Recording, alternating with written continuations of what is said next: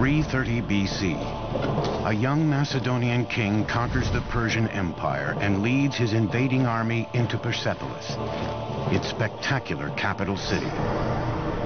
The Macedonian ruler is Alexander the Great, an admirer of the great Persian kings. By sundown, the Greek victory celebration degenerates into a drunken melee. By sunup, Persepolis, the crown jewel of the Persian Empire, with palaces unrivaled anywhere in the world, is burned to the ground.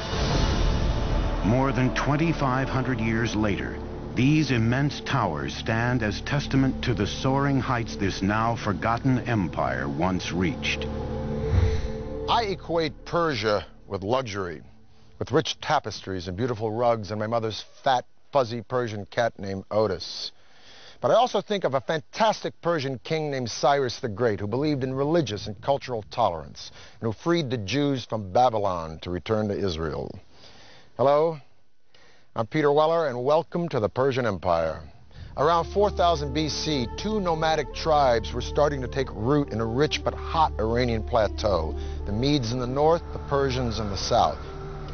Being as that these tribes were nomadic, they were more interested in survival than conquest. As they became less nomadic, they had to learn how to farm, in particular how to cultivate this fertile Iranian plateau. But to do that, they needed a source of water. The early Persians may have very well become dust in the winds of history had they not unlocked a source of water and, just as importantly, a means to channel that water to their crops and settlements. And what makes this engineering feat so remarkable is that they found this water not from rivers or lakes or oceans, but from the most unlikely source of all, rocks. Persia emerged out of nothing, a rugged, hostile terrain built with only invention and determination. 3,000 years ago, nomadic early Persians roamed the parched, forbidding Iranian plateau. Finding water meant traveling long distances. It fell to a hybrid engineer, geologist and diviner called a Mogani to figure out how to bring it back to his people. Using nothing more than stone chisels, Moganis would build the first cornerstone of the Persian Empire. A breakthrough system of underground irrigation canals called qanats.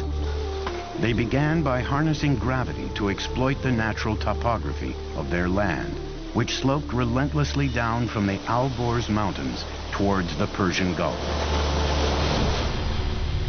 Vertical shafts were first dug down from the surface, and the tunnel was excavated horizontally for a short distance. Then another vertical shaft was built, approximately 3/4 of a mile up the slope, and the channel continued. It can be sometimes 20, 30, 40 kilometers away, so it's a very skilled operation, to the point where the gradient of the water channel meets the aquifer, or the groundwater, sloping up at the point where the mountains begin. The angle of the slope was crucial. 1 unit in elevation for every 100 on the horizontal. Not too steep, because that would erode the base of the water channel, and of course not so flat as to prevent the water from moving to its intended destination. 2,000 years before Rome's legendary aqueducts, the Persians were channeling massive amounts of water over long distances. In hot, dry climates, with minimal loss due to leakage or evaporation. Water means food. But the engineering technology to locate that water and move it was a carrot that the Persians were dangling in front of their neighbors. Around 700 BC, all of these tribes were united under one legendary figure named Achaemenes, who founded a dynasty. But this dynasty thrived and flourished under one guy, a guy I would have liked to have met, named Cyrus the Great. Cyrus created and maintained an empire thanks, no doubt, to his military savvy, but he was also a political genius. He was an excellent, benevolent manager of men. Historians have called him humanist. The Jews call him Mashiach, or Anointed One. His own people called him Father, and even the Ionian Greeks, whom he conquered, called him a just and worthy lawgiver and ruler. Cyrus the Great came to power in 559 BC. It was the beginning of the Achaemenid dynasty. Their reign would change the course of history and redefine architectural possibility. If you're looking at the greatest personages in history who have affected the world, Cyrus the Great is one of the few who deserves that epithet, the one who deserves to be called the Great. The empire over which Cyrus ruled was the largest the ancient world had ever seen, and may be to this day the largest empire ever.